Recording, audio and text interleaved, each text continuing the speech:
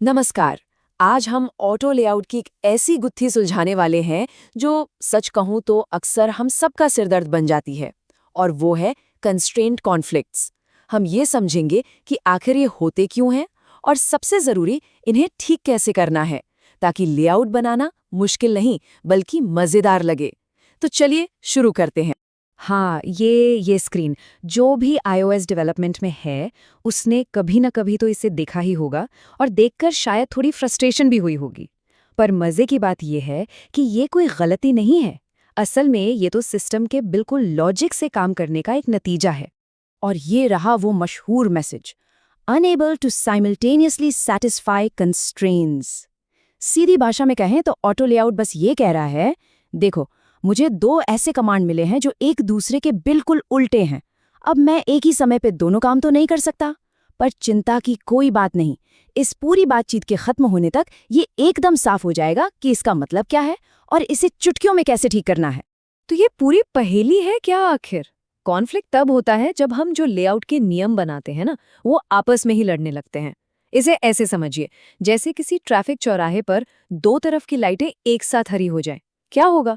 बस chaos. Auto layout के साथ भी ठीक यही होता है। मतलब ऑटो लेआउट को एक ही समय पर दो ऐसे ऑर्डर मिल जाते हैं जिन्हें टाला नहीं जा सकता, और दोनों एक दूसरे के एकदम उल्टे हैं। जैसे सोचिए, हम एक व्यू को कहते हैं कि तुम्हारी चौड़ाई ठीक 200 पॉइंट होनी चाहिए, और फिर उसी सांस में हम उसे एक और नियम देते हैं कि तुम्हारी चौड़ाई ठीक 300 पॉइंट होनी चाहिए। अब सिस्टम तो कंफ्यूज होगा ही, क्योंकि दोनों ही नियम रिक्वायर्ड हैं, मतलब जरूरी हैं। तो फिर इस टकराव को सुलझाएं कैसे? इसका जवाब एक बहुत ही सिंपल से कॉन्सेप्ट में छिपा है, प्रायोरिटी। ये एक तरह से ऑटो लेआउट को ये बताने का तरीका है कि भाई कौन सा नियम ज्यादा जरूरी है और कौन से नियम को जरूरत पड़ने पर तोड़ा जा सकता है। ये लेआउट के साथ समझ लीजिए बातचीत करने की एक भाषा है। देखिए, हर कंस्ट्रेंट की एक प्रायोरिटी वैल्यू होती है। ये वैल्यू 1 से लेकर 1000 तक हो सकती है। 1 मतलब सबसे कम जरूरी और 1000 मतलब सबसे ज्यादा। पर यहाँ एक बहुत बड़ा ट्विस्ट है।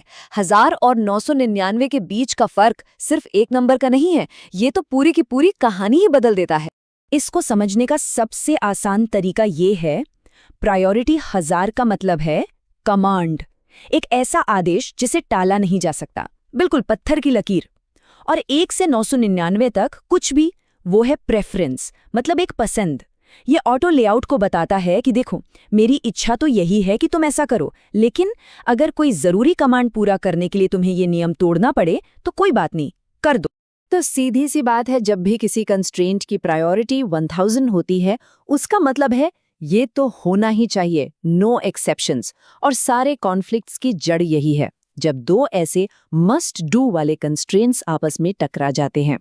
और 1000 से नीचे कुछ भी हो, 999, 750 या 250, कोई भी नंबर, ये ऑटो लेआउट को फ्लेक्सिबिलिटी देता है, मतलब लचीलापन।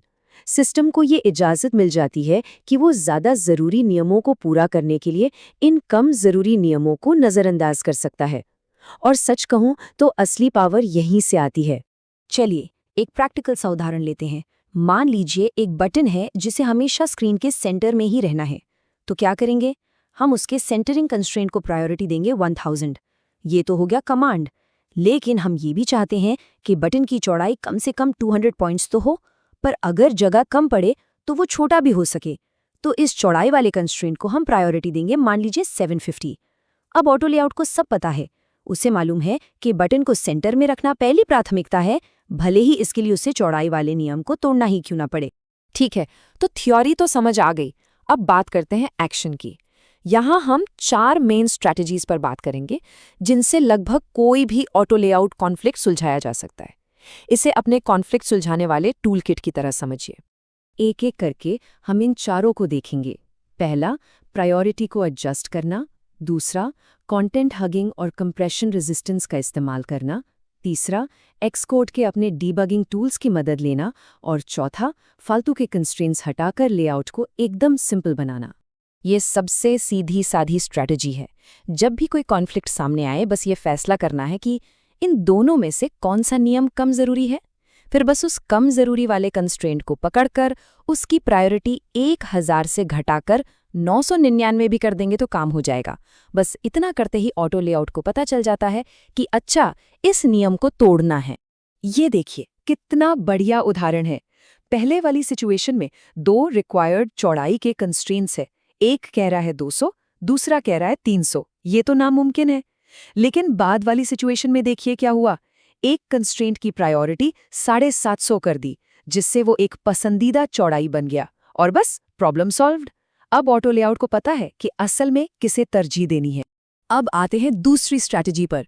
ये थोड़ी बारीक है, पर क्या कमाल की पावरफुल चीज है, खासकर उन व्यूज के लिए जिनमें कंटेंट बदलता रहता है, जैसे लेबल या बटन।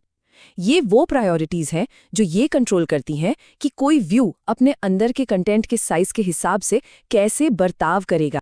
इसे ऐसे समझिए, कंटेंट हगिंग का मतलब है कि कोई व्यू अपने कंटेंट को कितनी मजबूती से गले लगाता है, मतलब वो बेवजह फैलने से खुद को रोकता है। और दूसरी तरफ है कंप्रेशन रेजिस्टेंस। ये बताता है कि कोई व्यू अपने कंटेंट को सिकुड़ने से बचाने के लिए कितनी जोर से लड़ता है, ताकि टेक्स्ट कट ना जाए। इन दोनों के बीच में अगर सही बैलेंस बना लिया जाए तो बहुत ही फ्लेक्सिबल लेआउट्स तैयार होते हैं। कभी-कभी असली प्रॉब्लम ये नहीं होती कि कॉन्फ्लिक्ट को ठीक कैसे करें, बल्कि ये होती है कि आखिर ये कॉन्फ्लिक्ट है कहाँ। अच्छी बात यह है कि एक्सकोड हमें अकेला नहीं छोड़ता। वो सिर्फ एरर दिखाकर अपना काम खत्म नहीं करता, बल्कि हमें सुराग भी देता है जो हमें प्रॉब्लम की जड़ तक ले जाते हैं। हमें बस इन 3 जगहों पर नजर रखनी है। इंटरफेस बिल्डर में ही लाल या पीली वार्निंग्स दिख जाती हैं। एक resolve auto layout issues menu होता है जो कई बार खुद ही सोल्यूशन बता देता है। और अगर ऐप चलने के दौरान कोई कॉन्फ्लिक्ट आता है तो कंसोल में जो लॉग्स आते हैं वो साफ साफ बताते हैं कि कौन से 2 कंस्ट्रेंट आपस में लड़ रहे हैं। और अब आखिरी स्ट्रैटेजी, जो सादगी के बारे में है, लेस इज मोर। कभी-कभी सबसे अच्छा सोल्यूशन कुछ नया जोड़ना नहीं, बल्कि कुछ हटाना होता है। अक्सर हम किसी व्यू को ओवर कंस्ट्रेन कर देते हैं, मतलब उसे ज़रूरत से ज़्यादा ही नियम दे देते हैं। ये एक क्लासिक एग्जाम्पल है। मान लीजिए हमने एक व्यू को लीडिंग यानी बायां किनारा, ट्रेलिंग यानी दायां किनारा और सेंटर एक्स यानी हॉरिजॉन्टल सेंटर तीनों कंस्ट्रेंट्स दे दिए।